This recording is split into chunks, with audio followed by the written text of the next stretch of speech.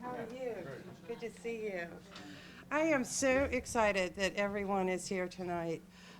This is the culmination of a lot of hard work, 5 months worth actually. The students started working long before our class began, and they didn't complain, at least to me. And they have done excellent work, I think. So here's our agenda for this evening. I'm going to do a few introductions, and I'm going to talk about our comprehensive communications audit, and then the students have divided up into 4 teams: internal communications, external communications, media relations, and corporate partnerships. And all for the sake of assisting this wonderful organization in its communications efforts to help it be more successful in reaching the publics it needs to reach. And we are thrilled to be able to work with Family Promise. Where am I? Oh, okay. So this is Journalism 725. It's an integrated communications campaigns class. There are 13 students. We worked for 5 months. 1 instructor, and there's my little mascot who, Mouse, came to class just occasionally. Just occasionally. But anyway, this is the team, and I'm going to ask them to introduce themselves right now. Just go around and just say your name and just say your name. Just go around the room, please. I'm Rachel Grimes. Hi, I'm Sadima Missouri.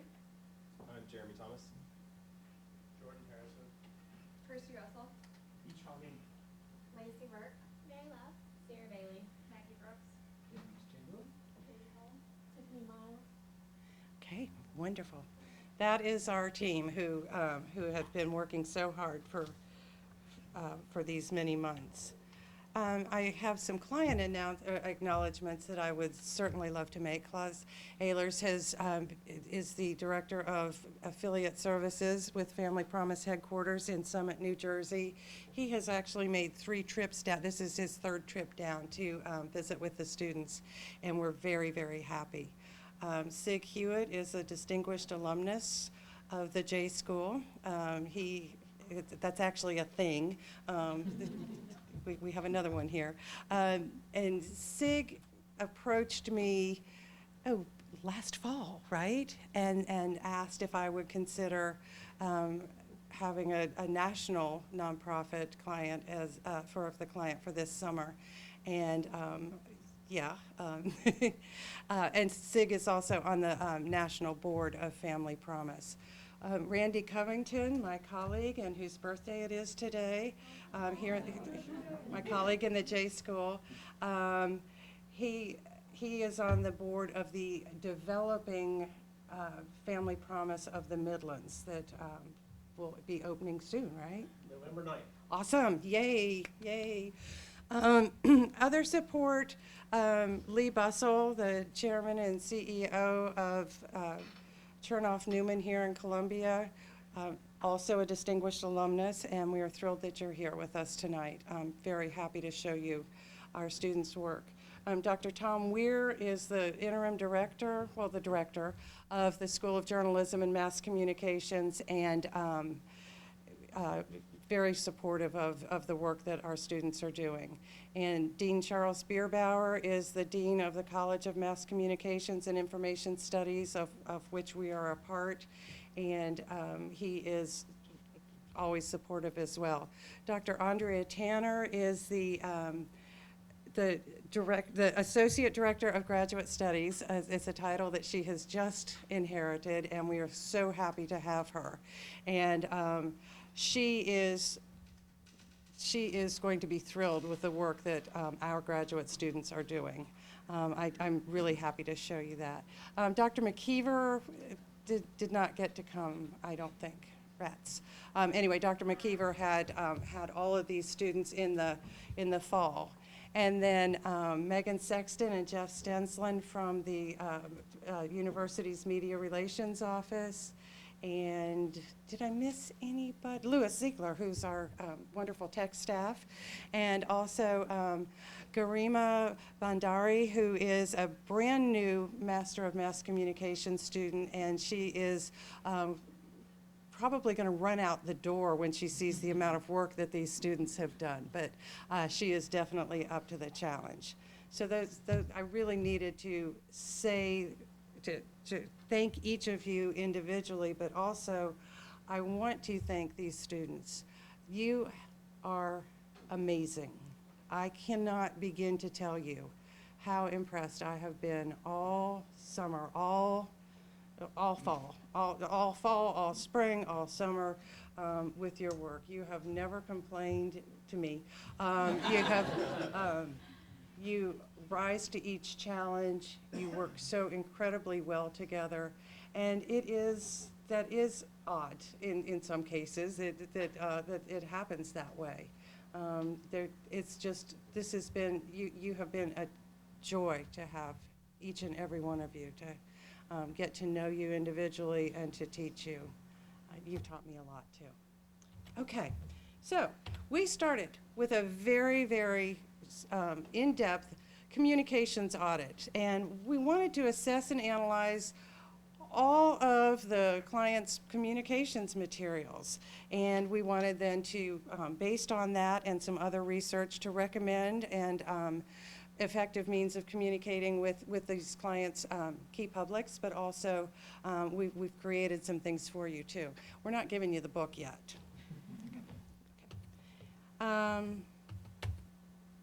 Oh, wrong key. So each group, each team conducted its own audit, and each team found different things, of course, but there were some overarching findings that we thought were very important. The content, your messages are excellent, but you know, you're a nonprofit, and sometimes those messages are dated. We found among your affiliates very little adherence to your style guide that you have produced for their use. And most materials are in need of an updated design. Your website, which we're working on, I know, it's outdated, but it does become a problem for your audiences when they're looking for information. And the intranet is extremely cumbersome. There's so many links and things. So the complete standalone audit is in the big book, and the teams will during their presentations discuss their audit findings as well. Yay, I'm done. Okay. Thank you.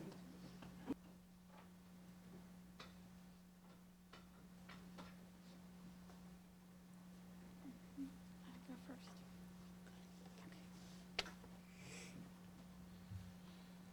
Okay, what we found in our audit is that, like Lisa said, you guys have a lot of good information on your internet, especially when it comes to development for new affiliates, especially board development. There's information about fundraising, recruiting congregations and volunteers, and also some good fundraising information. But like she said, because there's so much information, there's almost 100 links on the internet, and so it can just cause it to be relatively cumbersome for affiliates when they're trying to look for specific information. And then also, like she said, it's just when you go to different web pages, they're not all consistent in terms of font, type size, headings, and so it's kind of the same thing. Like when you print it out, sometimes it can be hard to read. And then also some of it's out of date. So just the facts and figures, statistics, contact information, just to make sure that it stays current. So this just kind of elaborates on that. Like we said, the internet is definitely a valuable resource because of all the information it provides, especially for new affiliates. We just need to make sure that it's formatted and organized in a way that it would be really easy for them to find any information that they would need. And then we'll go into more about how the internet should be formatted later. So this is our planning. Our main goal was just to develop an intranet that was user-friendly for the affiliates. So just to make sure that the materials are updated in about a year. So just to make sure that all the statistics, the facts, program information, all of that is current. And then in the style guide, we've created a template for web pages and some of the documents that are attached to the intranet, just so that they're easier for affiliates to read and understand. And then the other thing is just to make sure that the affiliates are using the internet, and that'll save time for them and you if they can just go to the internet to find the information they need and they don't need to contact you directly. So one of our suggestions was when you send an email out to affiliates, maybe include a link to the internet and say for additional information, please go to, and then include the login information. And especially if there's changes, you can say, oh, we've added such and such to the internet, go check it out. And then the second goal was to just have a current style guide, and then distribute it to the affiliates and just ask them to update their materials to reflect the changes. So some of the changes were logo, font size, colors, just making sure that everything is consistent, and so when you and the affiliates send out materials, they all look the same. May I ask a question? Yeah. How would you recommend that we best convey that message to our affiliates? Because obviously the failure, we're very familiar with it, to follow the style guide, is because our ethos is, hey, adapt locally, we're not a heavily regimented organization, we're not Big Brother, but Big Brother has its advantages. Yeah, well, we were concerned about that too, that, we're kind of giving them a deadline, but whether or not they actually update it. So there almost needs to be some kind of incentive, but we weren't really sure what that would be. That's kind of where we were struggling. And really the only thing we can think of is just, you are all one organization, and you're a very good organization. And because some of the affiliates are so independent, people don't see the correlation there between the individual affiliates and the national organization. And so there needs to be that consistency. And so when the affiliates are sending information, they say, look, we're actually part of a national organization. We're not just one company ourselves. And so that way, if their materials are consistent with your materials from the national office, then, the whole U.S. will see the connection there. Right, yeah, and it improves the national brand, it improves our Right. And what we'll put in there too is, this is what USC told us. Tiffany and I are about to talk a bit more in detail about the Yeah, style if I ask a element. question, feel free to defer my question if it's more relevant later. Oh, Okay. and it just happens to be right about now. The one thing that I'll say that wasn't going to be directly, it's a more direct answer to your question. In the updated style guide that you're not allowed to see it because Lisa doesn't watch you look at it, I guess, and it's actually in the current style guide. The first page is a letter from Karen, and I feel it does do a good job of talking about a lot of the things that benefit a national brand and the connection to, Family Promise National on the affiliate level. But yes, again, we're about to talk in a bit more detail about style and branding. Yes. So with the style guide, the first thing you can see is we changed the logo. We replaced the logo of the single person reaching for a star to the old Interfaith Hospitality Network logo because this is Family Promise, and we feel like this logo best depicts that. Of course, it's a family, and so that's why we kind of chose this kind of why we chose this logo as a new logo. And also we decided to switch up the fonts just a little bit. The two fonts that were provided in the style guide, we realized that affiliates will have to pay for them. So we came up with a couple of other fonts that the affiliates can use who are on tight budgets that are free. Which are still similar looking. Exactly, Yeah. exactly. So the first one at the top, that's the one that's in the style guide before. And we suggest that Family Promise have an access to that font, so when affiliates call about it, you'll have it for them to obtain. And we also have an alternative font, which is just Garamond, which can be found in any publication software. And so we created 3 headlines and 1 paragraph text font. So the 3 headlines are actually Verdana, but they're in different sizes, and two of them are bold. So once again, it looks clean, simple, consistent, and affiliates are able to use these fonts for free. Times New Roman 12 black for the body copy. And this is an example that I got from a website, and I just used their information to format, to give an example as to how it should be done. That's a good look for those fonts. That's a nice look. And then with the colors, in the old style guide, it just provided the Pantone colors. And we thought, hey, there could be affiliates who have no idea what Pantone color codes mean. So we created 3 palettes that provided the Pantone colors, RGB, CMYK, and the hex, so that they won't be confused as to what colors they should be using. There's also another slide that talked about websites, and we said for the use of websites, the design of each affiliate website should be very similar to the colors of the logo, so the blue, the white, the gold. And there was a good example for Bergen County. We were looking at their website, and that's exactly what they do. It's very simple, the blue, the white, the gold, and it looks really clean and easy. Other affiliate websites we looked at had really interesting designs. It didn't really match the logo, and it just looked, to be honest, it just looks sloppy. Who would you pick as the worst website? Because I have a nominee for that. The one from Hawaii, I forgot which one was that. But yeah, that one was the worst. I picked Wasilla, Alaska. Ah, Alaska. Yeah, Yeah, range quality. I looked at all of them. Most of them were, yeah. More than 180 of them. Yes. And also for the style guide, as you can tell, we've used the style guide to also give an example as to how to format the documents. Once again, giving that consistency to let affiliates know this is how it's supposed to be done. And now James will talk about how Family Promise should format the intranet as well. Thank you.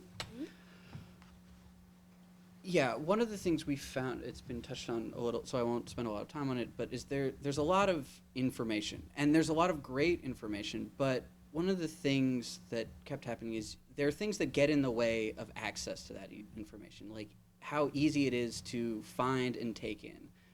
So one of our first intranet recommendations is to do an evaluation of it, to look over the entire intranet and see what things can be consolidated, where those things can be lessened, so that there's less distance to travel to get to certain pages.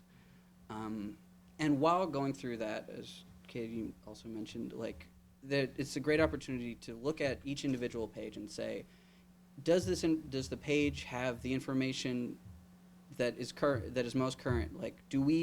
Are we representing the best information that we have to our affiliates? And then from a stylistic standpoint, it's kind of easier to see visually, but there's inconsistency. Like, these are 2 example pages, and there are more in the book itself, of just, and you can very quickly see, like, the headlines are different, the text size is different, the links to, like, these, you can't really tell, but these are links to download a Word document in a PDF, which is in a different place over there. So our recommendation is for whenever there's something to be downloaded, like here and over here, there's like a little icon that very quickly an affiliate can just look at that and say, oh, when I click this, I'm not going to go to a different page, I'm going to get a document. And just little things like that will make the internet easier to navigate. And like here, here's an example. Well, it's kind of blurry, but of the various detailed elements, and this would be the new standard for. Yeah, for a page title, you just know to look at. It will be in Verdana, and it will be this color blue, and it will be bold. And again, when you're all of these, almost all of the intranet recommendations can just be done in one kind of smooth flow. Like if for each page you look, and then you see the detail of the information, the kind of information, where it should go, and how it should look. And the last, similarly, for some of the documents themselves, when the information that's accessible to affiliates, again, it's great information, but there's a lot of visual inconsistencies that get in the way of how that information is taken in. And one of the other benefits beyond ease of navigation for these things and for the affiliates is it's that branding element. It's whenever you look at anything Family Promise, you'll go, oh, I know looking at this text in these colors that this came from Family Promise, and so I can reliably hand it out. And all good recommendations come with a time to check whether they've worked. And there's a more detailed description of how to measure all of our recommendations, but we believe all of our recommendations can be implemented in roughly a year, and so we recommend that at that time you look and see what has worked and who's responded, and can modify things from there. And so that's how Family Promise can represent itself to its own affiliates. Now someone else is going to talk about representing themselves to the nation. Thank you. So Tiffany, Katie, and James, right? That is us. Thank you guys very, very much. I'm glad I gave you a lot to work with. But thank you very much. So, and will you actually have a more detailed, almost timeline? I guess like an action plan timeline for all these things. So you have the deliverable dates, like the outcome dates, but do you have steps along the way? Not really a timeline, but in our implementation chapter, it goes into more detail about how to implement. So that's the chunks that we can sort of say, okay, let's look at this for 3-month increments and so on. Yeah, because Fantastic. some things will take longer than others, obviously. Everything will take longer than we expect. All right, thank you guys very, very much. Thank you. All right, external communications it used to be called best practices, but we thought external communication is a better name for our team. And it's all best practices. So what we essentially mean by, I'm going to cover the print material, and what we mean by print materials is the set of brochures, flyers, booklets, newsletters that the Family Promise shares with its targeted publics. So in the communication audits, we had a set of findings, and one of them is that, generally speaking, the content of the print materials was really good and valuable. You could see that a lot of work was put into it. However, there were like minor style mistakes, and in some instances, the photos were not pretty much relevant to the text they appear at. And looking at all the print materials that we got, we could see that there was inconsistency between them, and that's probably because they were produced at different points of time. So for the print materials, we had a goal to develop consistent, clear, and reliable print materials for Family Promise to share with its target audience. And the strategies that we used were first consolidating all the materials and try to make them in common sets. And the second strategy was to set guidelines and work with the style guide that the internal communications team has produced to develop one set of guidelines for the print materials production. And the tactics we had to achieve these objectives were, first, as I mentioned, to put together a print materials guideline, and second tactic was to redesign one of the brochures. So the print materials guidelines were around the lines of the importance of defining your audience, the importance of defining the expectations, and what this, for instance, this brochure is meant to do. Is it meant for the partnership side? Is it meant for attracting new volunteers, and so on? And we also noticed that a lot of the print materials didn't have any titles or headlines, so it was a bit challenging for people to navigate through them if they wanted to look at something specific. So this is something that we focused on. And we also had some design aspect of the print materials, like the importance of having consistent colors, fonts, and use of logo and taglines. The fact that we all know that we need, in order to get a high quality print material, we should use very good quality photos.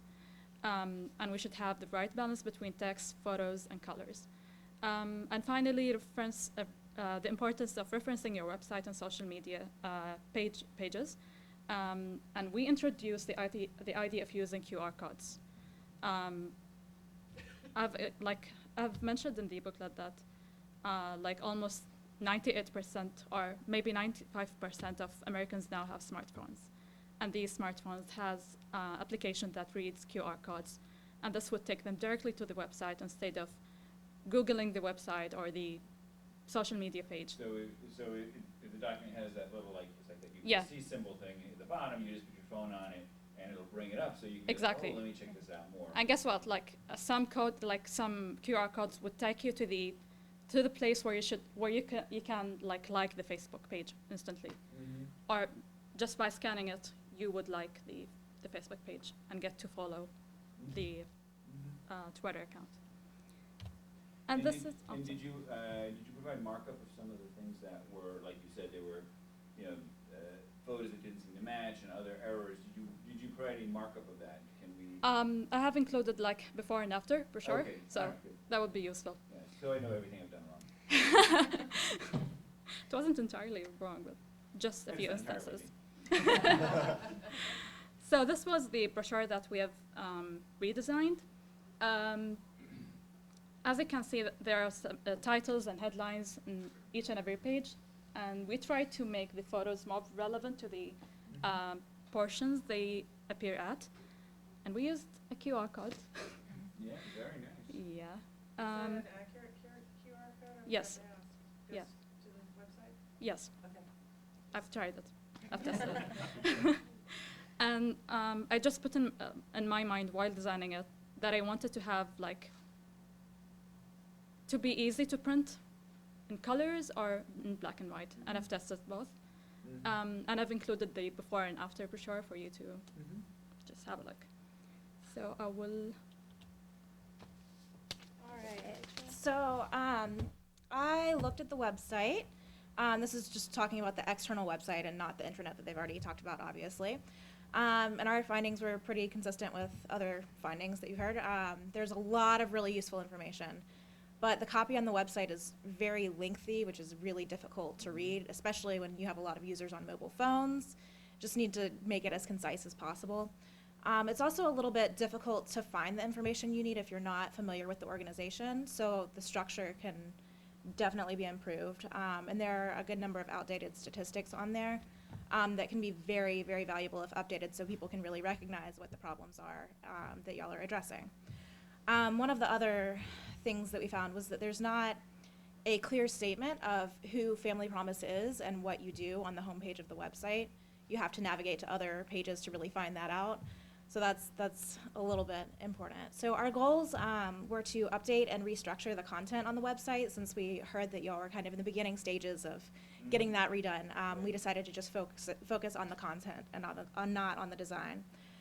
We also suggest creating a website template for affiliates to use while y'all are in that whole redesign process, so that way they don't have to start from scratch, because most of them probably don't really know how to do that.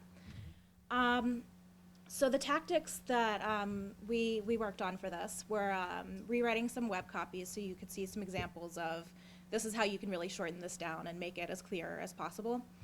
There are examples of that in the book. I didn't put it up here because I figured you wouldn't want to read that right now. There's also a new outline for web content so that it's a little bit more user-friendly. And then we suggest using infographics whenever possible for your statistics so that people can just look at it and not have to read a big block of text. Did you create So some sample infographics? this is a sample infographic that I created for you that's just talking about the issues that Family Promise faces. And so other infographics about like who y'all help and everything like that will be very, very useful information. And you know what we also can do with this, and again, stop me if I'm like, taking things off course here, but you take these infographics, these are great things to post on social media, to just send out to people. It's a great way to communicate with affiliates because, yeah, exactly, it's and they be like, okay, boom, and they are sending it out. Yes, to the and constituents. there's a flash drive included with your binder that has this on it, and it can be edited, updated to include the most recent information. Awesome. So that's kind of the basics of the website. It gets into a lot more detail in the book. So social media is next. Okay, speaking of social media, you mentioned, we did a thorough analysis of your social media, both of the national and affiliates, and we targeted your Facebook accounts, Twitter, and Instagram accounts. There are other social media accounts out there, but these are the main ones that I felt like we need to spend the most attention to. So like I said, we focused on national and affiliates, and what we came with for the findings, like you've seen before, it's a bit inconsistent. You can also look at that as there's is that you're saying it's for each one, so what you're speaking now is for both the national and the... Yes. Well, we kind of treat them separately. Okay. Of course, the national is national, and it's over a Right. lot more people, but the affiliates, between the affiliates, there's a lot of inconsistencies, Yeah. which I know you see as like a freedom, which I think it's very important to have that freedom. It's not your responsibility to run somebody else's social media accounts, and they, I'm sure they appreciate that freedom. Inconsistencies mainly with like profile pictures.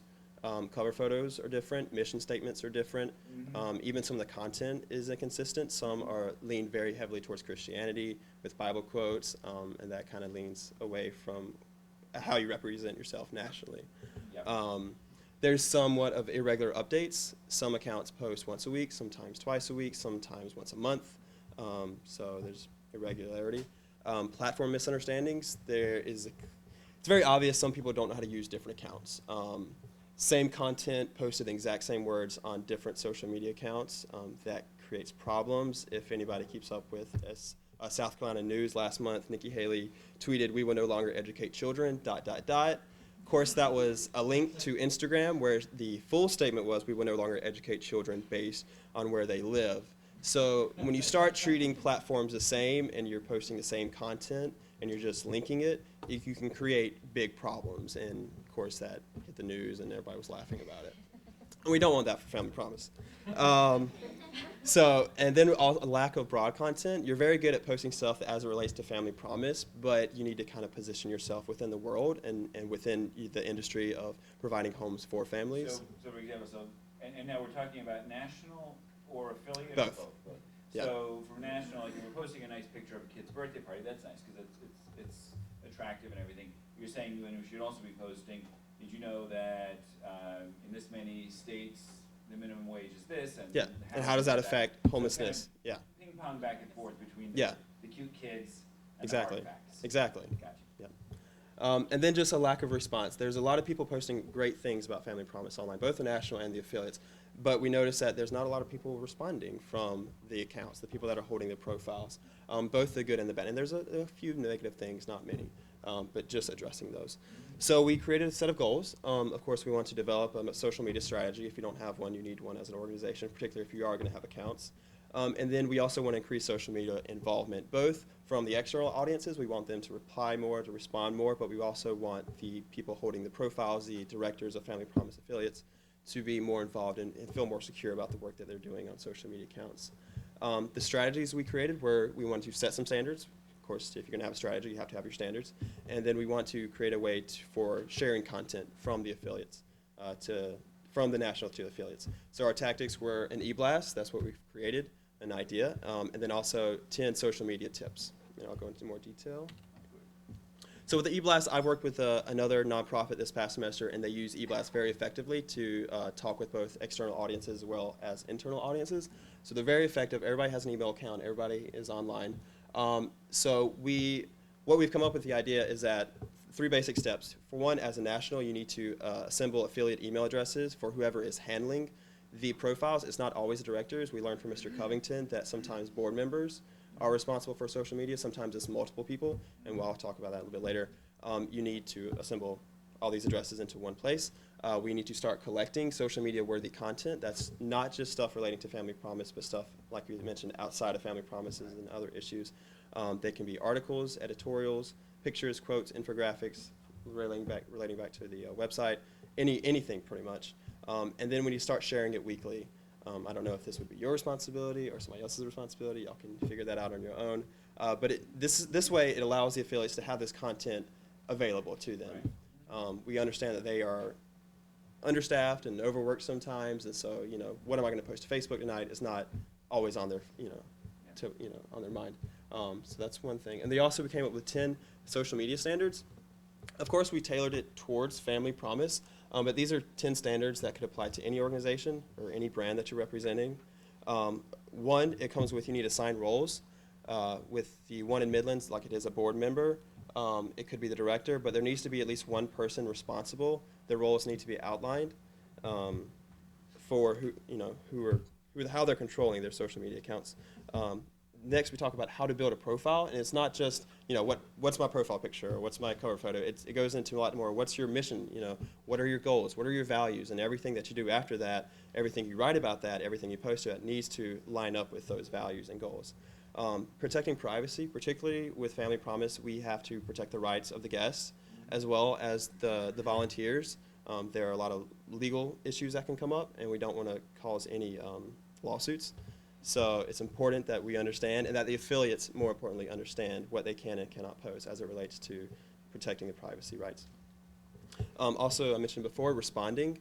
It's important that you respond to both good and bad responses online. Social media is a two-way conversation. You have to build those relationships, and you have to nurture them. And if you're just ignoring them or avoiding them, it's bad. It's just bad business all around. We need to start monitoring social media. Particularly with Facebook, it's very easy. Facebook has something called Facebook Insights, and it lets you view who is viewing your page, the demographics of them, your performance over time. We don't need to do this on a daily basis by any means, but say once a month, if there's a particular day, you go back and you say, how well have we done? Are we doing better?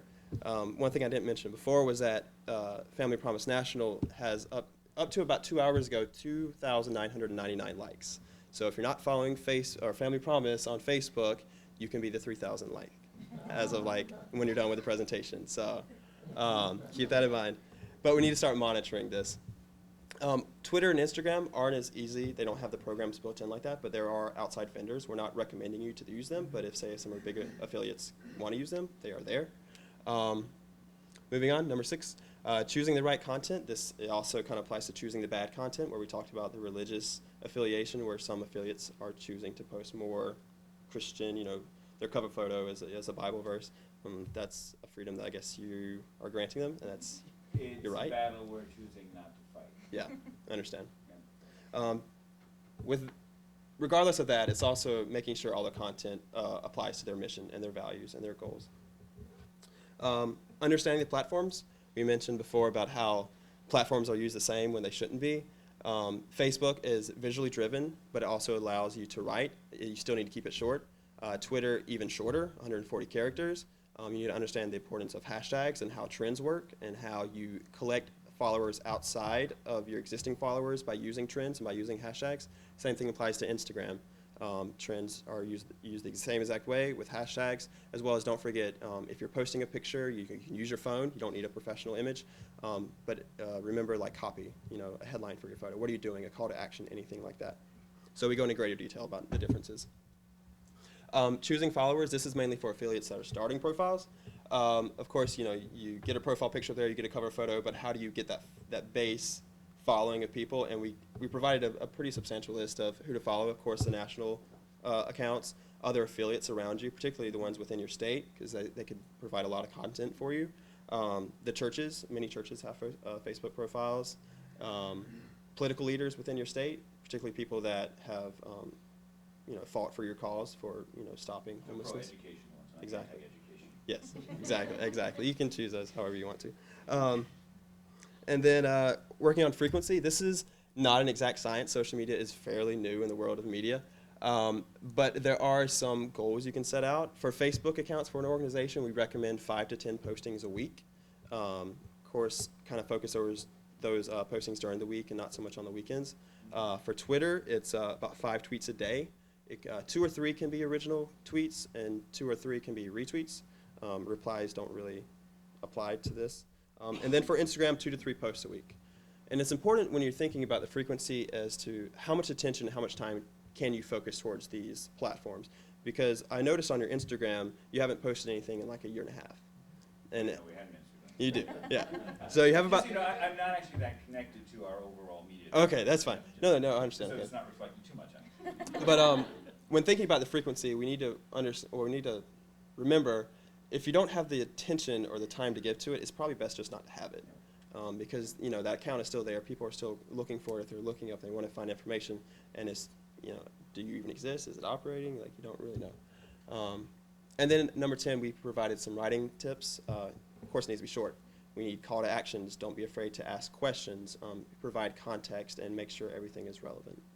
And we provided some examples. So. And so the 10 social media standards, you've created that as a guide. I mean, this is something that we can and should distribute to each one of our Absolutely. affiliates. Fantastic. Absolutely. Let me ask you a question, actually, because what you've created there makes an excellent article for our internal newsletter, Network Leader. Mm-hmm. So, do I have people? I'm going to be pirating all this great stuff that you've done, but like that shouldn't go unattributed. So I'll be able to contact like the authors of all this stuff. Is there a way I'll be able to contact all of you so that I can get your permission to reprint things and so on? Yeah, absolutely. I mean, you can probably just provide a database of names and what they did, what you did. Yeah, but I'm just thinking like that makes a great article, but I want to make sure that whoever worked on it is properly credited. Yeah. We'll work on that. Right. Jeremy, did you address, I know you addressed hacking in the book, but I think you Oh, need yes. to mention that. Oh, yes. There is one particular affiliate profile on Twitter from the Jacksonville affiliate. They started a Twitter account, I don't remember how long ago, but it's been ignored and it was hacked. And so now they're posting vulgar and immature jokes on there, but it's at Family Promise, which is the national organization. So I would recommend personally contacting Jacksonville affiliate and possibly Twitter and getting that account either shut down or taken back over control of. And preferably it's at Family Promise, which is the most direct Twitter handle you could possibly have to be representing Family Promise. So that should be yours, honestly. But Right. getting the rights to that, I don't know how you would sway that away from them. But Well, no, with Jacksonville, we've got a great relationship with them, so we'll work that out. Okay, yeah. So I have a star next to that. okay. All right. So, Is that it? oh, just for measurables, you should enact these as soon as possible. Like you said, you mentioned just getting those out to them. E-blasts you could do today, whatever you want to write down today, that's social media worthy, as well as the websites. We understand websites are very expensive to do and particularly to redo. So just as soon as possible, but evaluate in a year's time. All right, so it's Jeremy, Rachel. Salima? Yeah. All right. Guys, thank you very, very much. Wonderful. And Ramadan Mubarak. Thank you. Or It's Eid Eid, Mubarak. actually. Yeah. Yep. Thank you. Thank you. Do you remember where any of their hometowns? No, I mean, most of them were from South Carolina. There was one from Cincinnati.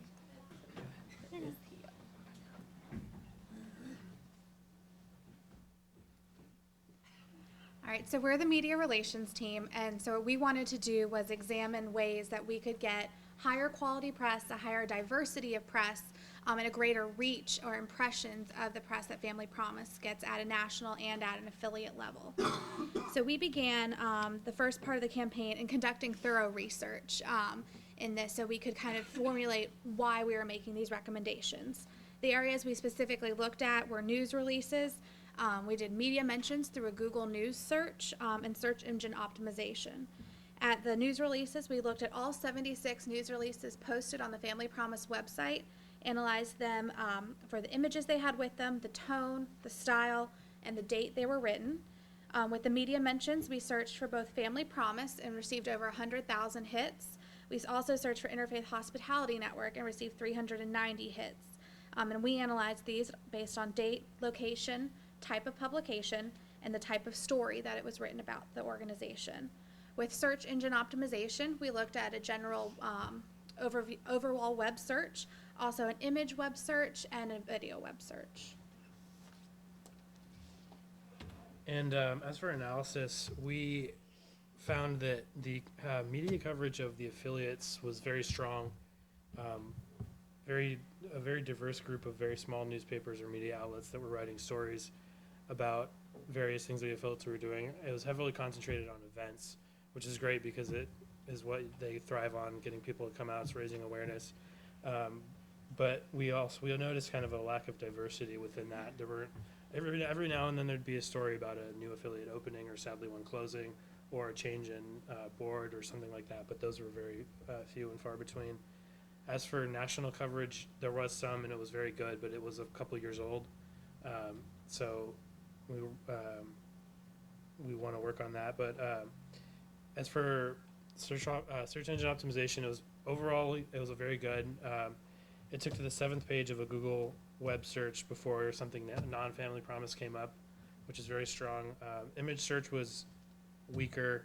Most were PNG format, which just indicates that people are not using the correct logos, and which will lead to a pixelated image or a lower quality image. And the video, there were about 2 results, which is okay because you don't want to inundate someone with too many videos. It confuses the message, but there's room for improvement, but it's overall pretty strong so far. The news releases, 76 sounds like a lot when you first hear it, but after you think about it, when they're not dated, you're not sure how long they go back, or they could have written 76 in 1 year or something like that. So the style was inconsistent. They used exclamation points, pound sign, and a lot of the content was similar. It was mostly about new affiliates opening.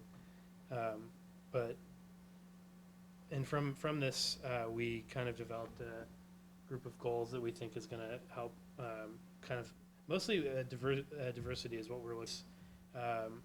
We set guidelines for how much coverage should be in certain areas, like how many stories you should get nationally, and obviously you can't really mandate too much affiliate-wise, but you can make recommendations on what they should do. And mostly what we wanted to do, though, was differentiate Family Promise through our goals, differentiate objectives, differentiate Family Promise from other organizations that might be perceived as similar or are perceived as similar. And we have a really specific and involved set of tactics that we're going to go into right now that we think will be able to accomplish these goals. And the first is a media kit, which will include these things. The fact sheet is just a good thing to be able to provide to anyone that wants it, media mostly. And we feel that that's a good way to kind of show, because it talks about the kind of families that you're serving and all that kind of stuff, and it gives a good perspective on what Family Promise is really about. And press release templates, I created 4 different ones for various things. For a new affiliate, there's one, so you can just fill in the blanks. A national event, an affiliate event, and an affiliate name change from Interfaith Hospitality Network, which yeah, I don't know how you're, but I figured by doing that, it takes a lot of the work out of what they have to do. You can just send it to them and say, here, just fill in, there's 6 blanks on one of them. It's easy. It's just like filling in ad-libs or something like that. Yeah, That's how they got some of their websites, What's that? That's how they get some of their websites, by doing And then we wanted to make new guidelines for photography. We wanted to bring in someone to kind of create a new set of photos that can be used for stories or for media requests or anything like that. We also recommended in our binder an updated bio on Karen Olson, a new round of photographs, just to kind of bring up to the updated standard that the rest of everyone's recommending. And then we have a guide to the major programs that Family Promise and the affiliates do. Voices Uniting, Just Neighbors, and Family Mentoring are detailed. And there's information on how to get involved in those on the affiliate level within the press media kit. So it's just a kind of a one-stop shop, streamlined for both the media and for the affiliates to get stories out there. Okay, so the next thing that we created as far as tactics go is this pitching process guide. It comes up with, it's comprised of these 7 different type of documents. Each document serves a completely different purpose in assisting Family Promise and all of its affiliates when they're communicating and interacting with the media.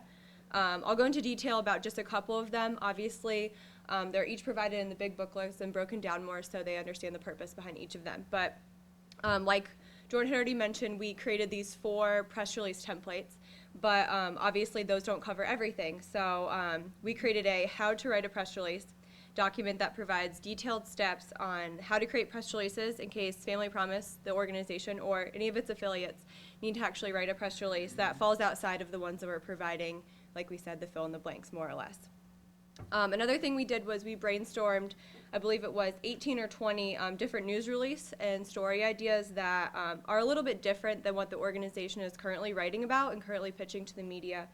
Utilizing these ideas is going to create a lot of diversity among the types of printed material that Family Promise is putting out there, whether it be on their own internet, like we said, the 76 news releases, or something that the affiliates want to put out there to the media.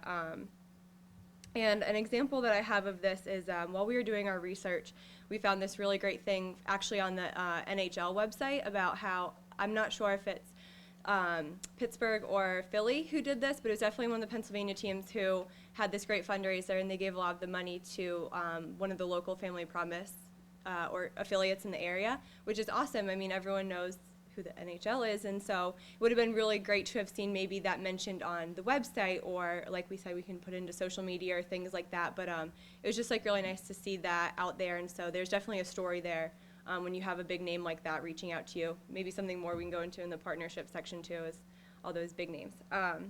Another thing we did was create this media training guide.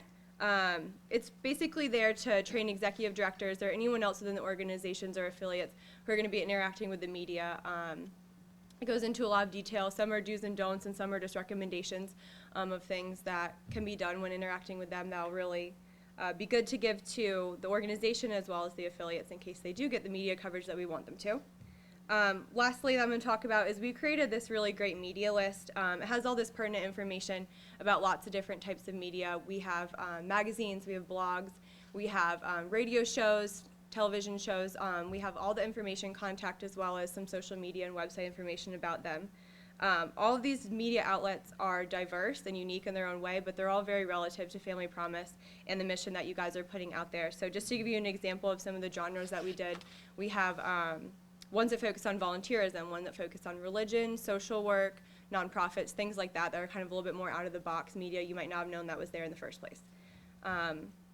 So the remaining documents are actually in the pitching process guide and will basically just assist the organization affiliates whenever they interact with the media. So moving on. So what we also wanted to do was give you something that you could take home that kind of combined all of the recommendations we had made in it for a tangible event that we know you have coming up, which is Family Promise Week, October 12th through 19th.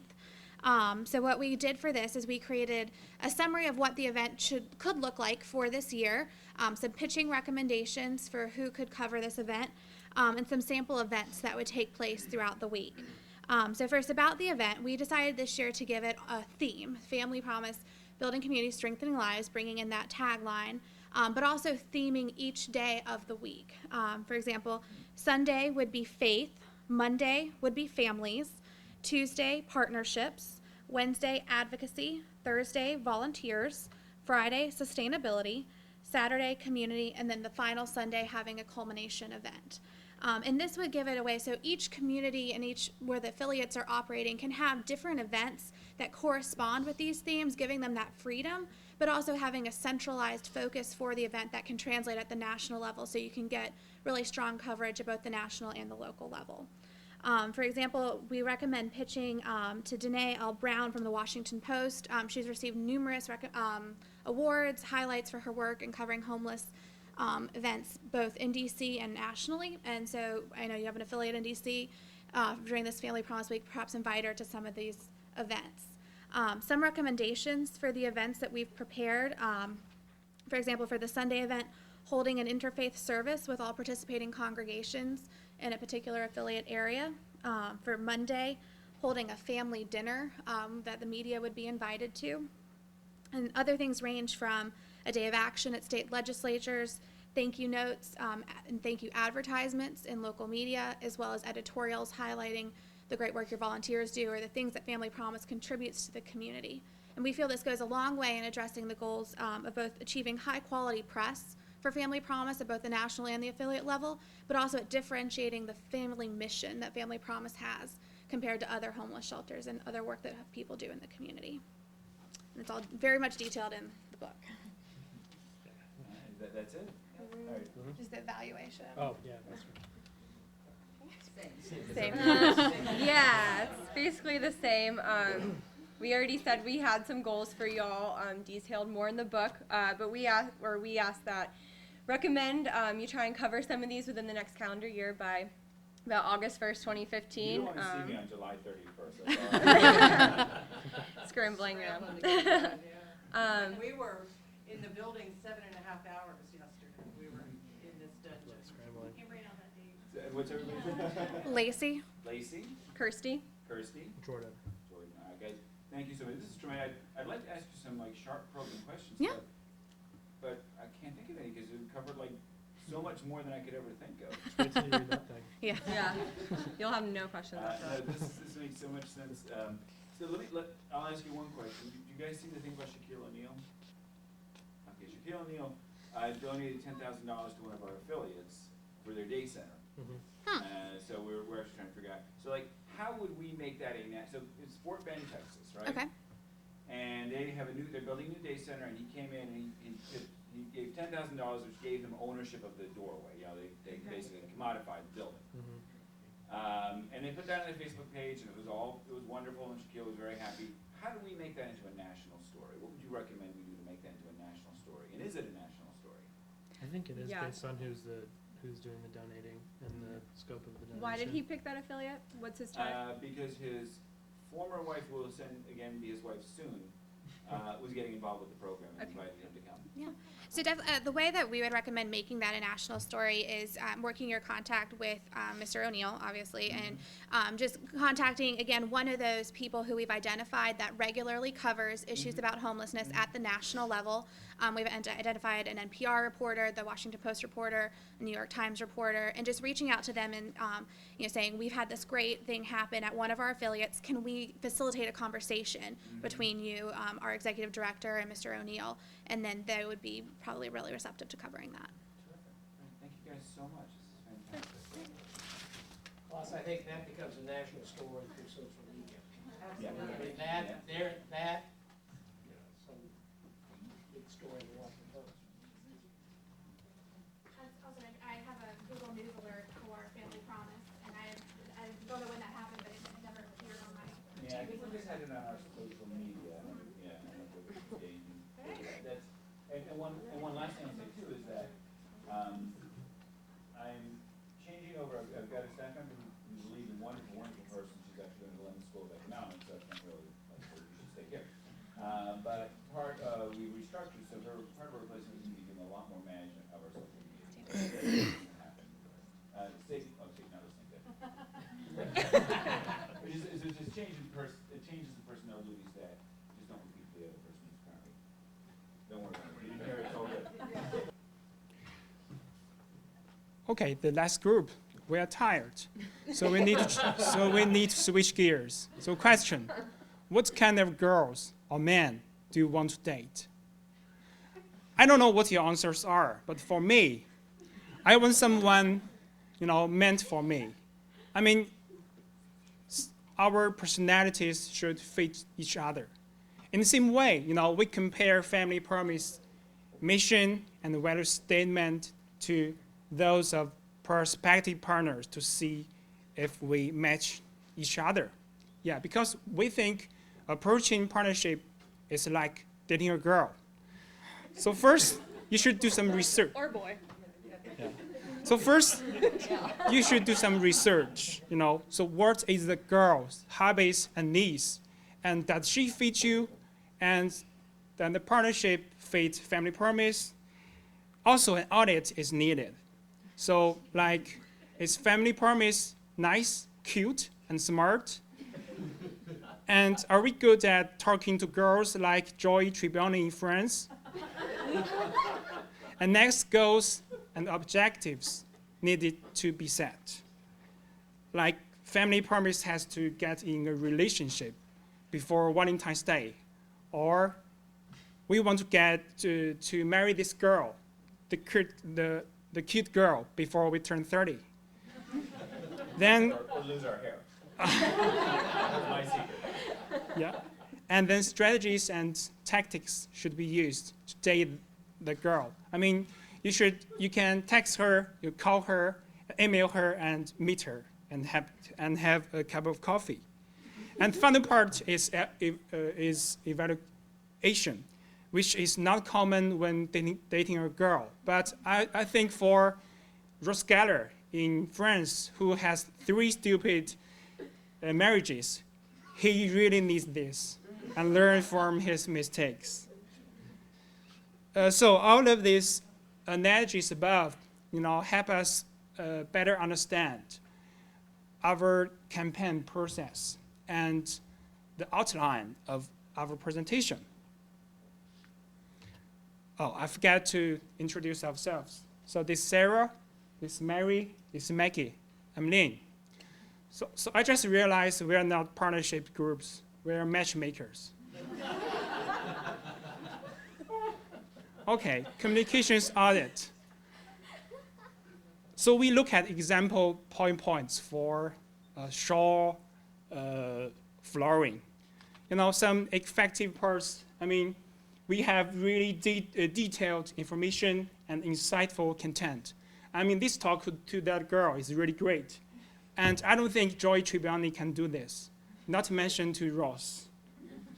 And an effective part, some slides are heavy with statistics and text. So we suggest choosing the most important numbers or text. And second, formatting needs to be cleaned up and redesigned on some slides, which Sarah can talk about later. And last, when we present, we should focus on what the partner will gain from the partnership, not just emphasize the advantages of family promise, because partners really care about how this partnership can help them. Just like when we perform brand positioning in marketing field. So we should focus on what the product can bring, what benefit this product can bring to your customers, not just focus on the attributes or advantages of this product has. So, yeah. Okay, so that's why we let him open. Why am I here? Okay, so our process was a little different from everybody else. So first we had to figure out what do affiliates need and how are we going to find partnerships that match these needs. So our first thing was figuring out what everyone needs, and we learned transportation, beds, linens. I think detergent was one of them, especially at the affiliate level. National, it's money. It's the insurance companies, banks, etc.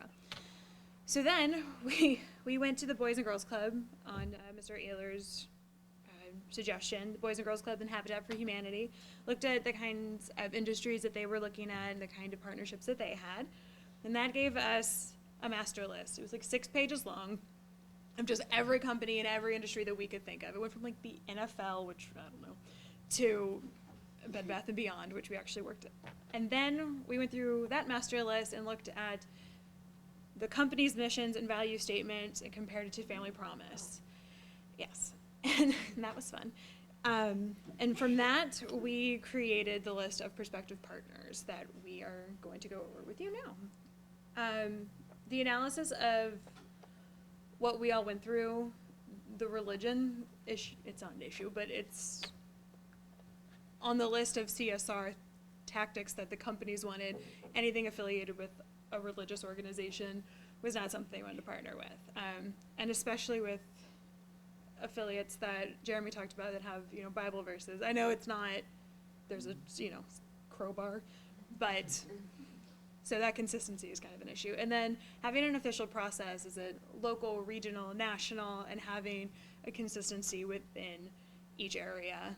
So one partner, if Bank of America has somebody in Minneapolis and Florida, they're going to have the same approach and experience with the person. Okay.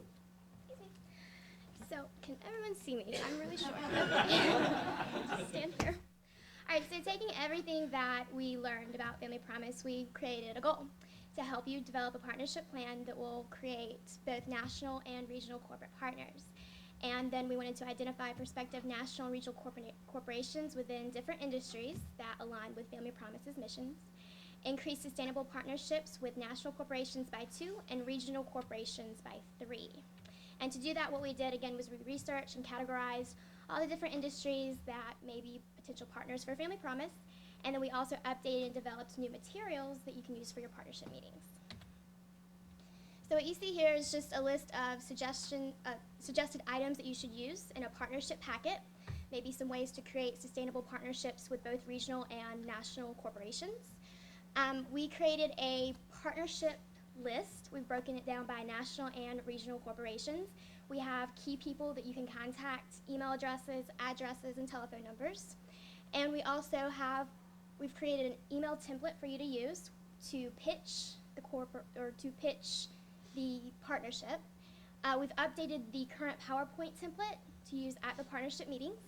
And we suggest use the fact sheet, the general brochure that the other teams have discussed with you to give the corporations more of an idea of what you're doing. And we're also suggesting one-on-one meetings as well as affiliate tours so that corporations will have a better idea of what you're doing day to day and be able to see the people that make up those affiliates. And then your videos, we really think it's good content, so we think that may be beneficial as well in pitching a potential partnership. So is our videos the one thing that you guys aren't ripping apart? No. We thought they were good. They were actually really good, yeah. Thank you. Okay, so like the others have said, we put together a partnership list based on the mission and value statements of each company and paired it with Family Promise. And here's a few. And we have them split up between national and regional. And once we got into this research, we figured out that a lot of major companies are regionally based with their corporate social responsibility initiatives. So the only national ones that we've been able to find that clearly match and identify with Family Promise's mission and values are Bed Bath & Beyond and Apartments.com. They both work with housing and transitional housing and shelter needs throughout the country. So we thought those would be really good for national. And Bed Bath & Beyond, which you'll see on this example PowerPoint the sample PowerPoint that we give you, they would be a very good fit. Again, they have their contact information in this list if you do choose to proceed. And they actually partner with another nonprofit, which is Good 360, which helps donate inventory each month to a charitable organization or 501c3 in each of the areas where Bed Bath & Beyond is. So that would help with the affiliates getting the materials and things that they discussed that they need. So, and they clearly stated that they do linens and bedding and all this stuff that we've spoken with everyone that said that that's a major need for affiliates. But also looking at regional ones, we have Bank of America, CarMax, Family Dollar, well, up until today, you know, is bought out by Dollar Tree for $8.5 billion. So that might be different. Yeah, so there's obviously money that they, you know, I think that'll be good for them, but so that might change. We have State Farm, we have U-Haul, we have Quick Trip, which is actually a convenience store, and we've supplied the regional contacts for State Farm and for QT. So, and also looking at U-Haul, transportation was a big need for the affiliates, and U-Haul supports social programs within the different regions that they serve, and they look at food, shelter, and life issues. So the shelter, you know, really falls under that, and they do this through product donation, which is good, and money. So that would also be a regional one I would suggest to look further into. And one point on this too, Sarah, is that we have a database, and about 60 of our affiliates use the database. It's a Salesforce platform, which can allow us to go in and look and see if the information is there, where all their volunteers are connected. So we can find connections among volunteers to these corporations, which is the thread. Oh, that's amazing. Back up. So this is really good because, you know, there's so much information. This helps us really fine tune that. Yeah, and like we've all mentioned, we went through all of these and make sure that their mission and values align with everything that Family Promise stands for. So, you know, going into pitching this, that there's a good chance that things will align and things will work out. And we looked at the Shaw Flooring PowerPoint that you used to pitch. Which is a few years out of date. Yeah. Yeah, so we just, again, we have a sample PowerPoint and a PowerPoint template in the book and an electronic version, but I just chose to choose a few of the slides to kind of show maybe how we could update it, you know, just make it more visually appealing and just kind of integrate the partner in a little bit more. Because we kind of noticed that the partner doesn't really come in until the end, but we're thinking maybe they should be in throughout the whole way. You know, just to show how this company and organization can work together to achieve these things. So for this one, as Lynn mentioned, it's very text heavy. And we suggest, you know, keeping it updated and stuff. But also, we updated a graphic, and then that's just a sample of how the partner was introduced into this PowerPoint. And then we updated a little bit, just more basic formatting. We updated some of the numbers, which they may be more updated now. And we decided to focus on these numbers, but also mention the other numbers that we didn't include. Just don't have them on the slide. Just, you know, mention them when you're speaking with the partner. And then we also suggested to put the logo of the prospective partner on each slide, so it kind of shows that they are there, they are kept in mind in every aspect of this slideshow. And we just updated the graphic just to show how important and how big of a reach Family Promise does have. And then also, we thought it would be good to kind of put Family Promise and the prospective partner together. And I think that the last slide shows that. And again, it's very easy to insert a logo into that, but it also shows how these two, this company and this nonprofit, can work together. So just focusing a little more on the pitch email, we suggest this is the way that you introduce yourselves to the corporation. In the book, you're going to find a sample we did for Bed Bath & Beyond and also a template that you can use, really easy to plug in the information. But we think they should be personalized depending on who you're talking to at the corporation and what type of industry you are actually courting. So just a few talking points in the template is, of course, introduce yourself, talk about the missions, the values, and how you're really helping the community. Then you can transition into how Family Promise and that company have aligned goals and missions. And we also suggest you put a couple of numbers in there, specifically including information about your volunteers and the number of states that Family Promise is located in. And finally, conclude the email talking about the different opportunities that the partner may have with Family Promise. And again, this information is really easy to update. We have the contact list that I mentioned earlier with the email address. And then also in the research section, we have every corporation listed and every mission and value listed with it. So you can easily take this information and plug it in. And let me ask you, Mary, I mean, one thing that we always think of when we're dealing with corporate partners is footprint. You know, for example, we just launched a partnership with Wood Forest Bank, and their footprint really really matches nicely with ours. How important is that for these companies, and does that go into the original pitch email? You know, where is the place for that? I think that would be a good place to put that once you get past the promises, missions, and goals. Once you start focusing on what both sides can get from this, because it's a nice transition to say this is what we believe in, and we see also that you do too. Let's join together and let's get this going together. Let's achieve this. So I think that is something that would be a good part of the body, the middle part of that. No. I agree with that. Anything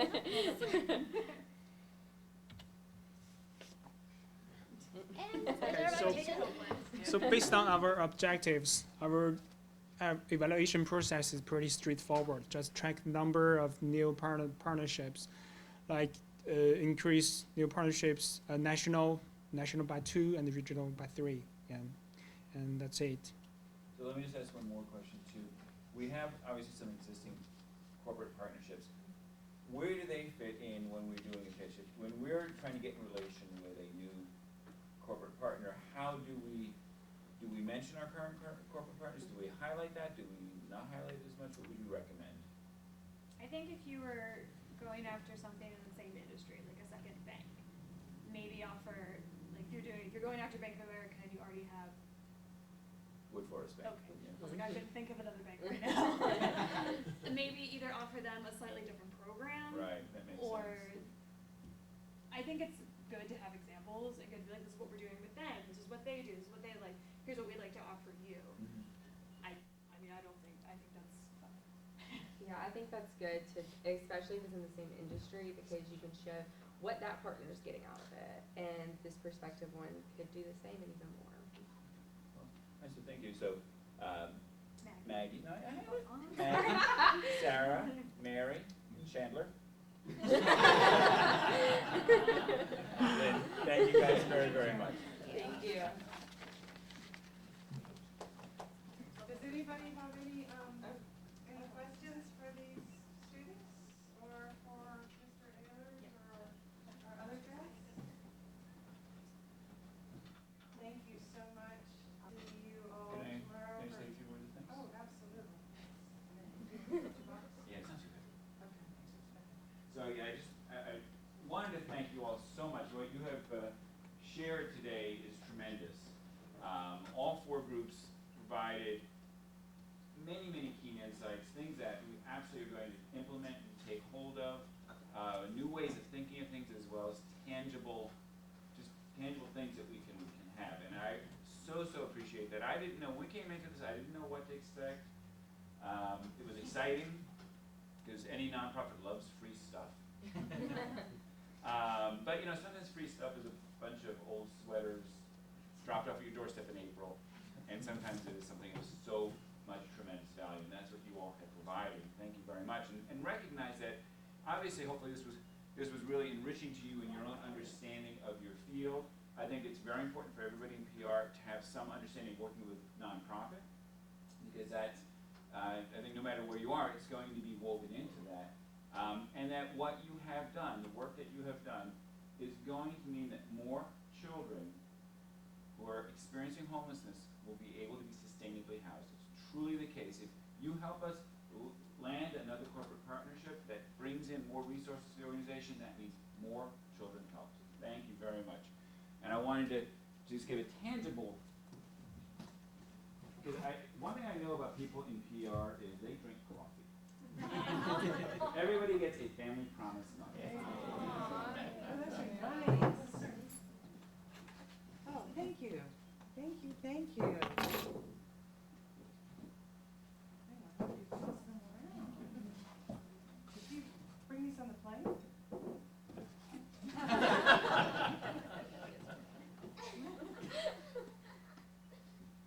Thank you so much.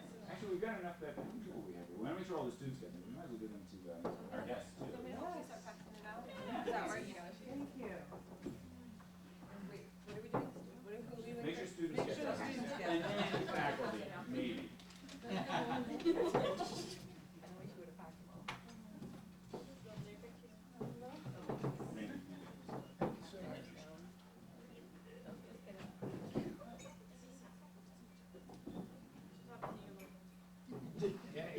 was just thinking the same thing. Other really nice thoughts.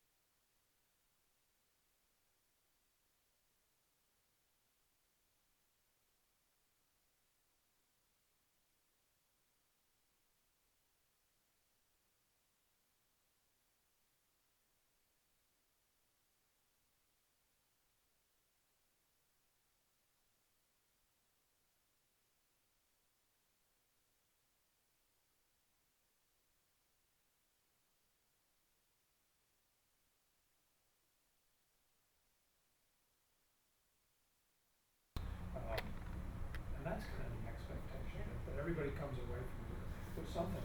And next year, you will have coffee cups with a new logo. Yeah. Sig and I are taking it on the road in October. We're presenting at the national meeting on much of this, but also some other stuff that we've got planned. There is a national conference every 18 months, and it's a good sampling of affiliate board members as well as executive directors, and this is really how I got hooked about 15 years ago at national conference in Memphis, Tennessee, as I told you all about early on. And one of the, Lisa and I laughed. I said, the first day I thought, okay, when we start this in York County, it never ends because it's 24. This is an opportunity 24/7, forever, fortunately and unfortunately. So again, thanks. My pleasure. Okay. See you all tomorrow. I wanted to take a group photo before everybody left. So please don't leave.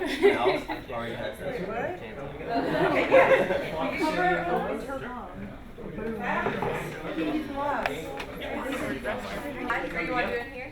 It'd be best to do it outside. Outside? Yeah. Let's do it outside. I think it's bad. I don't think it's bad.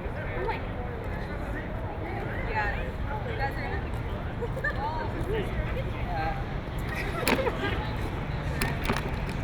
I thought we were going to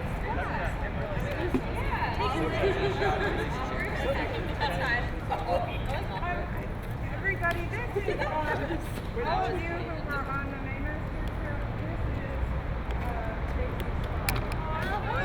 why didn't you bring change? Can I get one with my child? Okay, now I can't see. Lacey's okay with that. She's trying to get He's awkwardly out here. Okay, hurry, right this way. I know. That's why I always take a few test shots. Here we go. Let me do a couple. Hang on. All right. Here we go. One more. I gotta switch cameras.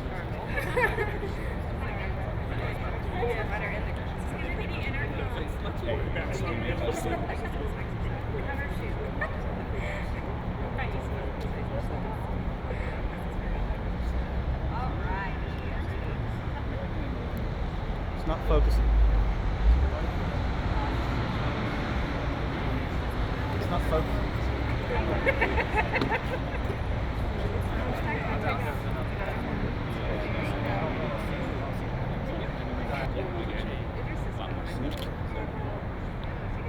One more.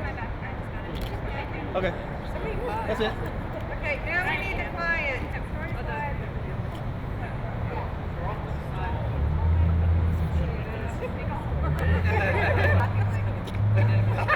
Throwing shade. No, I don't think so. That's good. Close enough. All right, here we go. Right this way.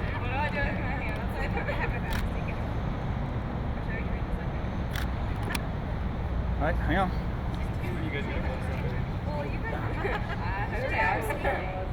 Okay. Behave. Behave. All right, here we go. Again. One more. Okay. Thank you.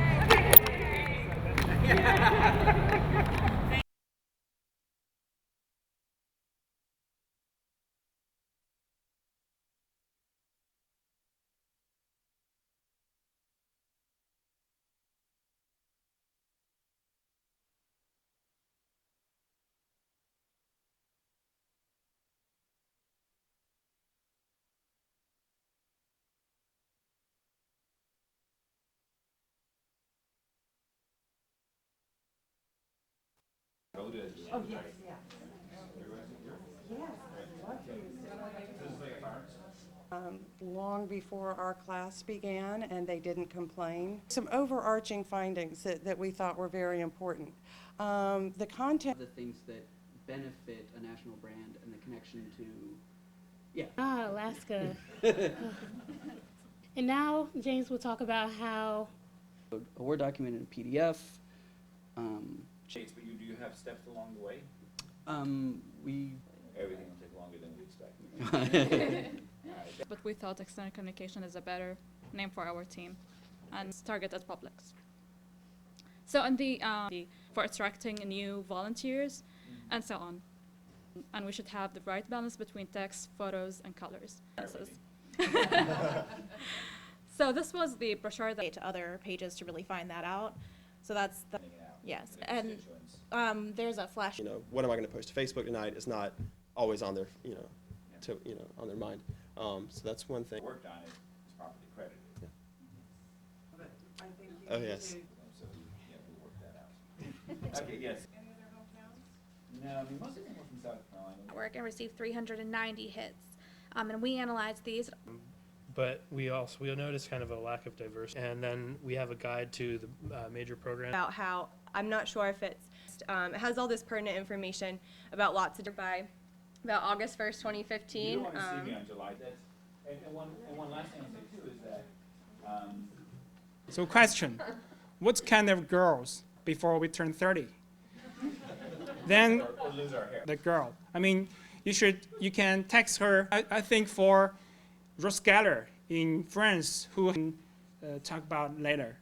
And Which, I don't know, to Bed Bath. Regional corporations within different industries that you to use to pitch the corporate or Housing and transitional housing and shelter needs. Tangible things that we can.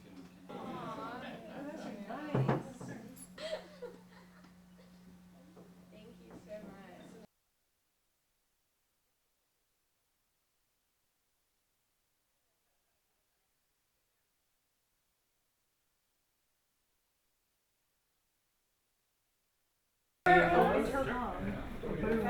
Are you want to do it here? It'd be best to do it outside. Outside? Yeah. Alright,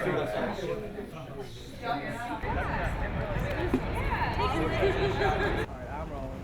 Just first, as you know, can you just say and spell your name for me and your title? Okay. Lisassisk, and I'm a senior instructor here in the School of Journalism and Mass Communications. So aside from the obvious of what's going on tonight, what does it mean to you as an instructor to have your students organize such an important issue like this? Oh, this has been very rewarding for me. I hope for our client. The students have been working for 5 months, pulling together comprehensive communications campaigns for Family Promise, a national organization that works to address issues of family homelessness with 182 affiliates across the country. And we have one opening now in Columbia. Yeah. Was this the original mission when the class before started, or did they get to pick the topic? How did we get to this point? I picked it. We have very strong alumni relations here in the School of Journalism, and one of our distinguished alumni is on the national board, and he approached me and asked if my graduate students would be willing to take on a national client, and who says no to that? So yes, we absolutely we're thrilled to be able to help such an important organization. Great. Well, I hate to say give me a preview because clearly I'll know what happens after it, but when someone watches 11 o'clock, what overall message do you want the average person to get out of what the meeting here is tonight? Well, first of all, that Family Promise is a very, very important organization. It has a unique approach in how it works with homeless families. But also, I just really want people to understand that anybody can help. Anybody can use their gifts to help. And my students have some amazing gifts, and they have created some incredible programs and strategies and tactics very, very, very, very well for this organization. And we're thrilled to help them. Okay. So when this course, the next one comes along, are you going to be doing something similar, or what? You know, it depends every summer. This class only runs in the summer, and it sometimes they're all different. They're all different, but the bar has been set very high, and I don't believe that we will ever find another client like Family Promise, unless they want to take us on again for more work. Well, all my other questions, I'll Okay, from him. great. So I release you. Okay. Just look at me the whole time, too. Just first off, can you just say and spell your first and last Yep. name and your title? Yep. Klaus Ehlers, C-L-A-A-S, E-H-L-E-R-S, Director of Affiliate Services for Family Promise. Where do you want my eye line to be? Look right. Okay, Yeah, you got it. Look there, but I prefer you look. Yep. So what brings you here to Columbia? You know, I know the answer just for the Yep. record. Well, it's two things. One is that we've got an affiliate in Columbia that is going to be opening up soon, and I'm coming here to do some board training. But more importantly, is this incredible opportunity to meet with the class that has worked for the whole semester on our public relations project. It's an incredible opportunity for us as a national organization to work with such talented rising stars in the PR field. Gotcha. So far I'm guessing you're impressed this far. I've been impressed phenomenally throughout the whole experience, I have to say, yeah. How is it, in your opinion, impacting the Columbia community to have, I mean, I know USC, kids are probably from all over the place, but how has it touched you to know that they're making a difference? It's really wonderful. The whole principle of the organization is that within the community, all the resources exist to address family homelessness. And it's wonderful to see that you've got here students in a college who can put their talents to work. And it's not just simply like coming in and painting a wall. This is doing something that's going to have this lasting impact that's specialized to their skills. And one of the neat things too is when I met these folks, a couple of them had been involved with programs in other parts of the country as well. Hey man. I didn't want to they're, walk it oh no, they're inside. You go ahead. Okay. Obviously ridiculous. At least you know where to go. I had to go all the way around. Anyway, so personally for you, coming here, what is the next step for these students? Are they going to cut ties, or do you know if some of them are going to continue taking on this endeavor? Well, tonight's the big presentation, and we're excited to see that. I am sure some of them are going to stay involved. Lisa's going to be staying involved. She's actually going to be speaking at our national conference, doing a workshop on public relations. And I know a lot of these students have gotten very, very excited about the organization. And they come from all across the state, all across the country. I do hope they go back and continue to lend their talents to their local programs back in their home community. Do you have anything else? I hate having you repeat everything she said. So if you want to add anything or any personal that you want to get out, any dates or just information we can rattle off? I mean, is there any particular flavor you're looking for that might be good to round out what you got here? I mean, it's really up to you. Whatever. Just, I mean, we could write anything. Look it up. See the organization. Right. Something that you want to take away and focus on for that good probably minute to be on TV. Yeah. Let me just really do a quick mental count. 1, 2, 3, 4, 5, 6.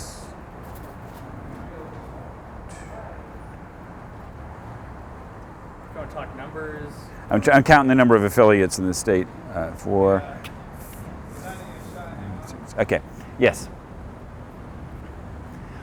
Well, it's very exciting here in South Carolina because I just was up in Easley, and the affiliate in Pickens County will become the 7th operating affiliate in the state of South Carolina. And then in a couple of months, when it opens right here in the Midlands, that'll be the 8th operating affiliate.